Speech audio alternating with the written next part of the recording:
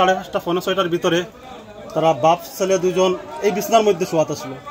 আর হঠাৎ করে দেওয়ালটা পড়ছে, পড়ে বাবা বাচ্চা দুইজন মৃত্যুর কোলে ডলে পড়ছে। এরপরে গ্রামবাসী ইয়া তারা আমরা উদ্ধার করছি।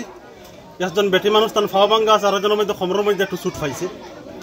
এরপরে তাদের এখানে বাইরে রাখা হয়েছে, পুলিশ প্রশাসন করা হয়েছে, আমরা মিডিয়াও ডাকছি, আপনারা পাইছেন এইখানে আমরা যে সাহায্য করা লাগে এটা করছেন।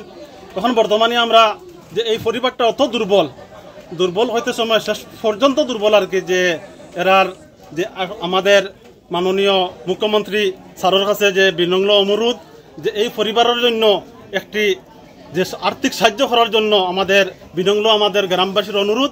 হিল্লাগ্রাম নিবাসী অত্যন্ত একটি মর্মান্তিক ঘটনা আজ ভোর 5 ঘটিকার সময় ঘটেছে।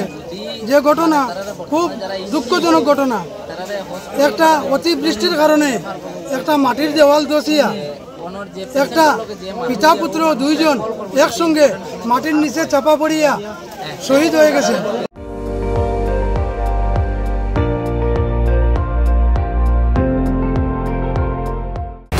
আপুনি চাই আছে ND24, সৰ্বশ্ৰেষ্ঠ নহয় সৰ্বোত্তমৰ দৌৰ।